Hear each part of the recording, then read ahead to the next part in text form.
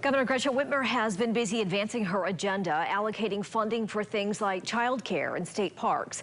Another big announcement this week: Michigan will no longer use state or federal funding for conversion therapy on minors. Several Democrats in the legislature are pushing a bill to ban the controversial practice altogether. One of the supporters, Kalamazoo Senator Sean McCann, joins us now to talk about this. Nice to see you tonight, Senator. Thanks for joining us. Thank you, Michelle. Great to be with you. You know, first, for those who don't know, what is conversion therapy? Why do so many people consider it dangerous?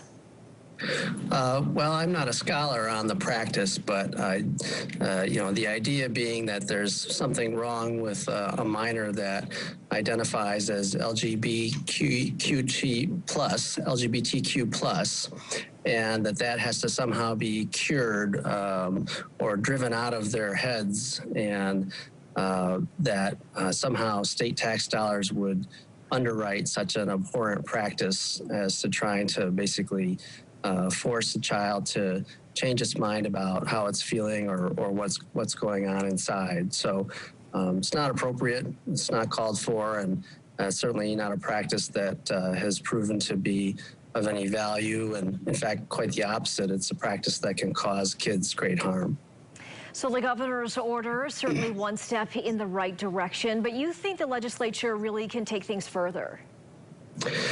I do, and I hope that we can. I mean, it's one thing to do the things that are within the governor's purview and her ability to order within her own administration, but it's another thing to make it as a statewide law, or prohibition in this case, and that means we've got to have it passed through both the Senate and the House and put bills on our desk to sign to put it into law. And we've done other things sort of procedurally that way. There's still the issue of the Elliott Larson Civil Rights Act expansion, which hasn't been done by the legislature yet, although again, expanded within the governor's administration.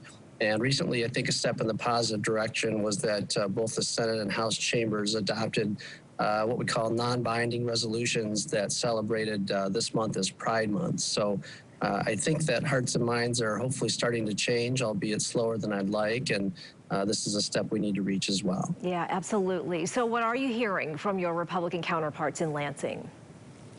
Well, I think just recently introduced, and we're coming up on a recess here in a couple of weeks with a lot of budget issues on the top of the front burner. So I would be hopeful that this bill would get a hearing in the fall and get a chance to have a full opportunity for the body to consider it, move it through as a vote, and let the House take it from there. That would be my preference. We've got some time to get this done. The sooner the better, but we have a legislative session that expires next December 2022.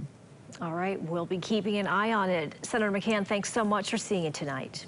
Thank you so much for having me with you. It's been a pleasure. Yep, appreciate it.